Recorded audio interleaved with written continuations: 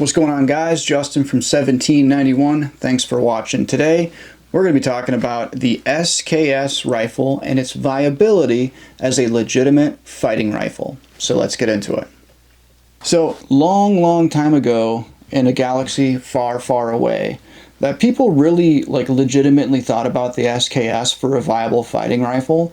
This would be the day and age when, I was a real youngster, back before the AR-15 and the AK have become so synonymous in the United States as a more viable fighting rifle. Now, the thing is, there are still a lot of SKSs out there, and the whole point of this video is I want to make sure that we talk about really the high points of the SKS and why I do believe that today it is still a viable fighting rifle. Now, like I said before, there are certainly other options, and I would say arguably better options for a fighting rifle, like the good old Kalashnikov, the AK-47 synonymously, or the AR-15, which is really kind of like the grown man's tinker toy, erector set, whatever. You can set up the AR-15 really however you want it to be. But not everyone can afford one of those right away. Now, notice I didn't say that not everyone can afford one of those. That's not the truth. It's really like one of those things where if you're having to, make the choice between AR-15, AK, SKS, nowadays an SKS might cost as much, or in some cases even more than like your cheapest versions of the AK out there. But what I'm really kind of getting at with this video is there are probably a lot of people out there that might have an SKS at home. Maybe you're not even like an assault rifle guy, but you have an SKS at home, or maybe this kind of also spills into like the Ruger Mini 14, Ruger Ranch rifle type situation. These are awesome firearms that fire an awesome cartridge, and they actually are quite intuitive to use, especially if you're making that jump from being just strictly a hunter and you want to have a rifle that is a little bit more capable for home defense, self-defense, like Wolverines type situation. Wolverines! There really is a meaningful jump in capability going from like a lever gun or a bolt action rifle jumping into something like an SKS. So first of all, I'll talk about the rifle that I have on the table. This is my Yugo SKS that I Bubba gunsmithed a few years back. I'll do a quick caveat on that and say, number one, try and stay away from Bubba-ing like military classic rifles like this. It really does destroy the value. I don't ever intend to sell this thing. This is like one of my truck guns, all right? So this is my property. If it bugs you that I, chop the barrel down to 16 1/4 inches, recrown it, open up the gas port to make it reliable, you know what? It's a free country and this is my rifle, so back off, all right? The reason why I cut the grenade launcher and grenade launcher elevator off there, and the reason why I removed the bayonet is because they offered absolutely zero utility to me. All right, I don't have any Russian rifle fired grenades. I don't plan on ever in my life doing a bayonet charge. If I'm completely bingo on ammunition, I'm going to be trying to find a way out of that situation. Or I'll be fighting with my EDC pistol and a pocket knife. I will never ever do a bayonet charge, all right? That's not to say that you can't have one. It's a free country and hooray for that. But to have a bayonet permanently attached to my rifle as a civilian, even if I were thrust into some sort of paramilitary type of situation where I might need to do some quasi-military stuff against a foreign invader or whatever. Okay. What kind of American are you? I'm still never going to do a bayonet charge, all right? Bayonet charges and partisan warfare tactics to defend the homeland, they don't go together, all right? Anyways, I digress. That was like a super deep rabbit hole that I wanted to get into. So anyways, for this particular rifle, I cut the barrel back to 16 1/4 inches to keep it legal. I recrowned it to maximize my accuracy potential and accuracy consistency. I installed a new front sight tower, or front sight tower on here. This is a product from a company called Bullet Button. For those of you who live in California, you're probably more familiar with the company called Bullet Button because it, you know, I don't even know if it's still this way, but when I lived in California, only way you could have an AR-15 is if it had a fixed 10-round magazine that was permanently installed to the rifle via a bullet button. It's kind of lame, but it is what it is. This is actually a product of that company, Bullet Button. It just clamps onto the barrel, and it's, you know, traditionally it would look more correct and it would look more like a Chinese paratrooper rifle if it was installed further out. But to me, the further out, that's if I were to use that extra 1.5 inches to push that out to the end of the muzzle to gain a better sight radius, which there's something to be said about that, to me it's more of like a snag hazard, especially for a truck gun, because if I go to pull this thing out, the separation between the front sight tower and the end of the muzzle creates like a nice little like scoop or like a fork to catch things as I'm ripping it out of the truck. So I have that on there. Traditional rear sights, something I'd consider doing is taking a triangle file and maybe filing that notch a little bit wider. I have not done that. Still quite accurate with this rifle. Filing that from a U notch to a V just makes it a little bit faster for target acquisition, but it seems to work all right for me right now. Now, with SKSs, there is the synonymous detachable 30-round magazine that people put on their rifles. In some cases, you have to permanently modify your rifle to do that. I've already permanently modified this thing, so, like, you know, what's one more modification except when you really need to ask yourself the question, what modifications am I going to do that actually generate a value add for me? And to have detachable SKS magazines with that big dopey looking tongue that sticks out and like snags on things, and they don't really fit in mag pockets that well, to me that really doesn't offer that much of a benefit when I really truly think about feeding from stripper clips and putting it into practice. There are some cases where, yeah, I really like stripper clips. So I have the fixed 10-round internal box magazine on there, and I just feed it from stripper clips, and that works out pretty well for me. The only reason that is, you know, less ideal is when, like, if I were to need just maximum firepower, hopefully in any capacity that I'm rolling around with this in my truck as a truck gun, I'm not going to need like AR-15 level firepower. If that need should arise, I do have a different truck gun that you guys may have seen from a different video we did on, like, the video we did called Truck Gun Concepts Stage on the Go. In that video, I show my more current truck gun.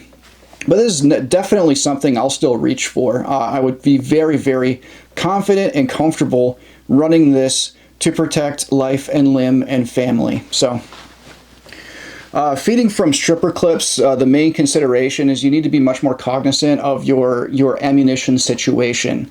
You need to be much more cognizant that I have a 10-round box magazine. I'm going to go through ammunition faster on this than I would be on my semi-automatic Glock pistol that I carry inside the waistband. So just being cognizant and kind of Johnny on the spot. When you feel that bolt lock back, when you see that bolt lock back, that's kind of your cue to break it down, grab a new stripper clip, insert, push the bullets in, rip the stripper clip off, and rack the bolt. Now, is it faster to reload an AR-15? Yeah. Is it faster to reload an AK? Maybe a little faster than an SKS. But is it really, is it slow to reload an SKS? Nah, it's not slow to reload an SKS. Is it slow to reload like a lever action Winchester if that's your truck gun? You're darn tootin' it's slow to reload a lever action rifle. Especially if your lever action rifle is one of those tube fed jobbies where you have to take the tube out and drop them in vertically through the top. That can be problematic if you're taking cover. And you're trying to maximize the usage of that cover, and all of a sudden like a muzzle sticks up behind the cover because you need gravity to drop the bullets down, you know what I mean? That can be problematic right there, especially if your piece of cover is not real big.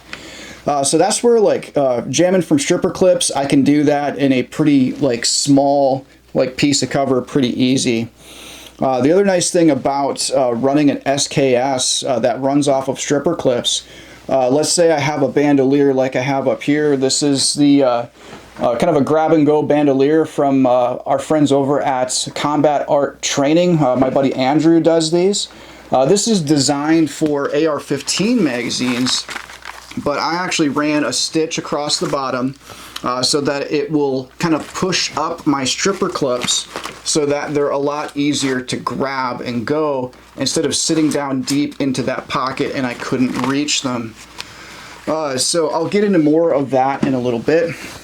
But let's say I have like a bandolier with, you know, 5 rounds of 10-round stripper clips on there. 5 times 10 is 50. That's 50 rounds on tap to deal with, you know, whatever bad situation gets thrown at you.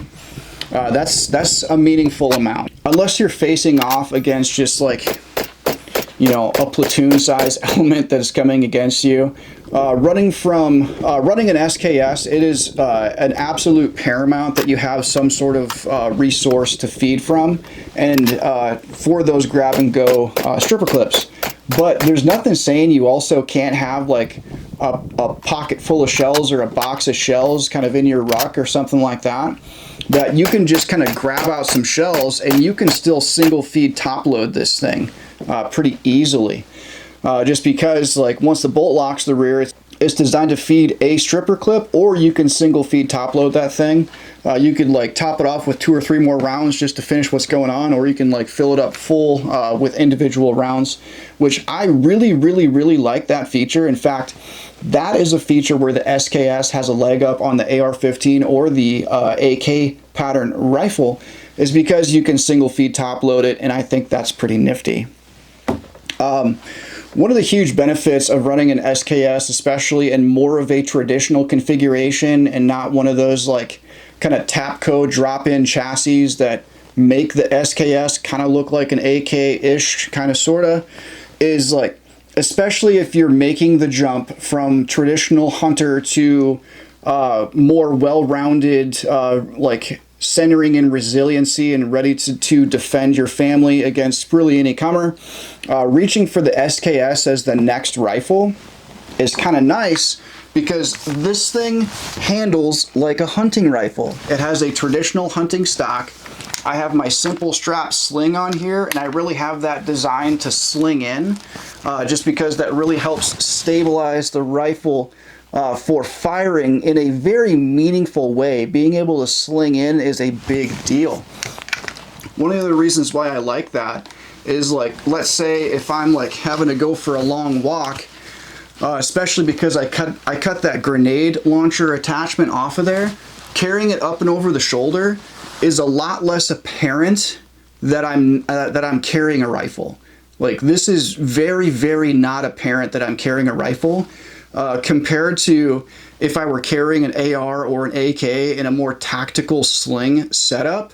It's probably going to be slung right in front of me.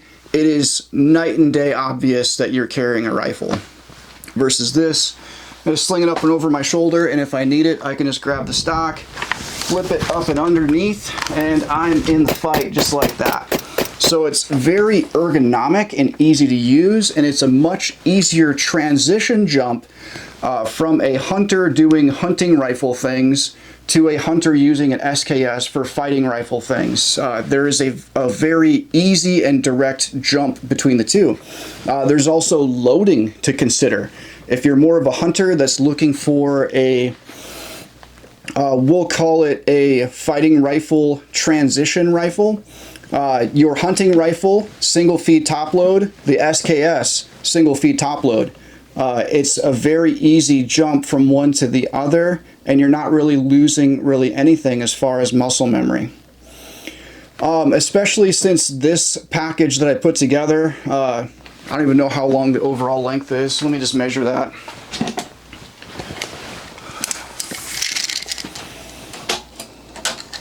So overall, this comes in at 36.5 inches.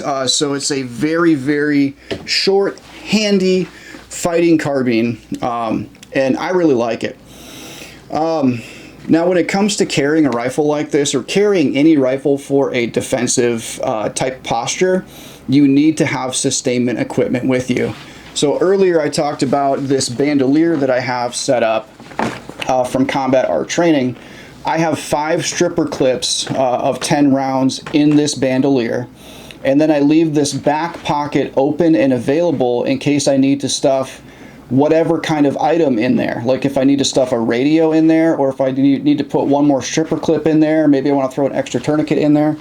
I just like to have one pocket open on this thing, just in case for maximum flexibility. And then I have my tourniquet kind of elastic banded to the rear, just because I want that thing out of my way until I really need it. But that's the nice thing about a bandolier type of setup. If there comes a time where I absolutely need that tourniquet right now, I can simply do this with the bandolier, and then the tourniquet is much more available with either hand. I could reach that tourniquet pretty easy, and then the bandolier just kind of sits like that underneath the armpit. Almost looks like an over-the-shoulder fanny pack or something. But anyways, yeah, those are my thoughts on the SKS. Folks, at the end of the day, the world around us is just a precarious thing. There's always some sort of strange thing going on. It seems, especially more nowadays versus years in the past, it seems like there's always something going on that gets you thinking like, you know what, maybe I should have X, or you know what, maybe I should have Y. Maybe you're the type of person that you have mostly hunting guns, and then you have an SKS in the home for home defense. I had a good friend of mine who was in that type of predicament for many years, just because he was a young dad, young family, family expenses, baby expenses, all of that gets very expensive. For years, his go-to rifle was an SKS, and I used to kind of turn up my nose at the thought of that and just say the AR-15 is the only fighting rifle that I'll ever carry. But you know what? What's the old adage? Fear a man with only one gun, for he will know how to use it. I forget who said that, but yeah, fear the man that has only one gun, for he will know how to use it. I remember I did a 3-gun competition a few years back, and my friend of mine showed up with his SKS, and he was keeping up with all of us with AR-15s just because he knew how to run his SKS. He ran stripper clips. He was accurate with his fire. It was very ergonomic to shoot. And yeah, he did great with it. So for those of you who are more of a hunter type, and you maybe have hunting rifle, and then an SKS,